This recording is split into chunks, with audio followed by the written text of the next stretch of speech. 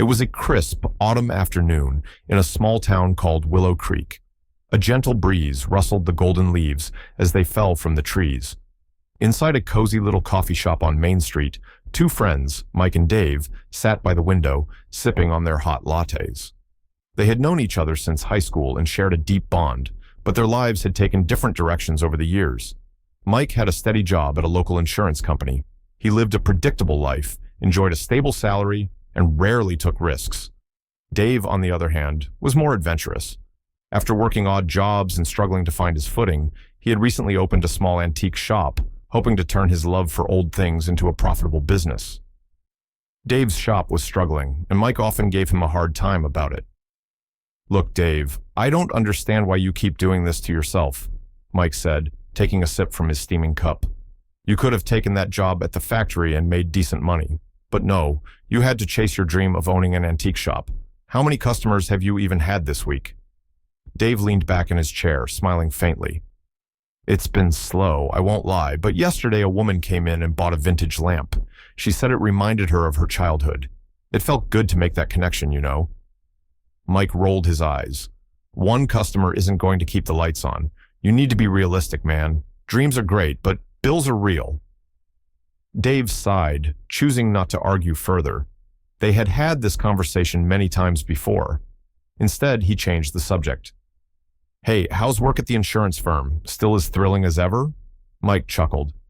"Yeah, thrilling might not be the right word, but it's steady, and it pays the bills." They finished their coffee and parted ways, each returning to their different realities. Mike headed back to his neatly organized office, while Dave returned to his cluttered, dusty shop, full of old clocks, typewriters, and forgotten treasures. As Dave walked into his store, he noticed an elderly man browsing through some old postcards. The man had a weathered face and a cane that clicked softly against the wooden floor. "Good afternoon, sir. Anything specific you're looking for?" Dave asked, with a friendly smile. The old man nodded, his eyes lingering on a dusty wooden chest in the corner. "I'm looking for something that might have a story," he replied with a slow, gravelly voice. Dave's curiosity was piqued. He guided the man over to the chest, explaining its origins as best as he could. The old man listened intently, running his fingers over the faded carvings on the chest. After a moment of silence, he smiled softly and said, "I'll take it." Surprised by the sudden decision, Dave helped the man load the chest into the back of his car. As he handed over the receipt, the old man paused and looked Dave in the eye. "Son, don't let anyone tell you that your time isn't worth something. Keep chasing those stories." Then, without another word, he drove away, leaving Dave standing in the fading evening light, holding the cash in his hand and feeling a strange sense of affirmation. The next day, Dave was back at the coffee shop with Mike, eager to share the story of the old man and the wooden chest. But Mike barely seemed interested. "Great, you sold one more item, but honestly, Dave, you should think about selling the shop while you still can. You know, before things get worse." Dave felt a pang of disappointment, but didn't let it show. He was used to Mike's skepticism, and deep down, he knew his friend meant well, but the old man's words lingered in his mind, and he couldn't shake the feeling that they had a deeper meaning. Several weeks went by, and the two friends didn't see much of each other. Mike was swamped with work, buried under piles of paperwork, while Dave continued to keep his shop afloat, barely making ends meet. One rainy afternoon, Mike got a call that made his heart sink. Dave had been involved in a car accident. He rushed to the hospital, where he found his friend in a hospital bed, his arm in a cast, and a few cuts on his face. "Hey man, you look like you fought a grizzly bear," Mike said, trying to keep his voice light, but concern was written all over his face. Dave gave a weak chuckle. "Yeah, it wasn't exactly my best day, but I'll be all right, just a bit shaken up." As the days passed, Mike visited Dave frequently, bringing him home-cooked meals and helping him with errands. During one of these visits, Mike found himself sitting on the edge of Dave's bed, looking around his friend's tiny apartment, filled with trinkets and mementos from his shop. He finally asked something he had been wondering for a while.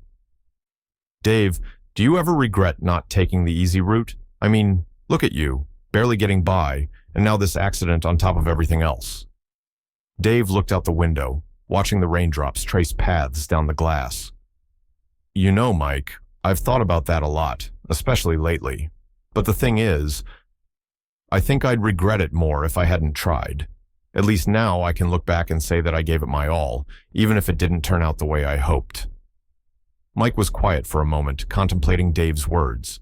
He had always thought of his own life as successful because of its stability. But watching his friend, he realized that there was a different kind of success, one that wasn't measured by paychecks or job titles, but by the courage to take a risk. A few days after that conversation, Mike found himself browsing through some of his old things in the attic. Dusty photo albums, old baseball gloves, and a guitar he hadn't touched in years. As he strummed a few chords, he remembered a time when he dreamt of being a musician, back before practicality had taken over. He felt a strange longing, a feeling he hadn't allowed himself to experience in years. One evening, after Dave had been released from the hospital and was on the mend, Mike visited him at the shop, bringing a bottle of Dave's favorite whiskey as a gift. They sat together among the antiques, the shop dimly lit by a few vintage lamps. "You know, Dave," Mike said, raising his glass, "I've been thinking a lot about what you said, about not letting go of dreams. And maybe I need to take a page from your book.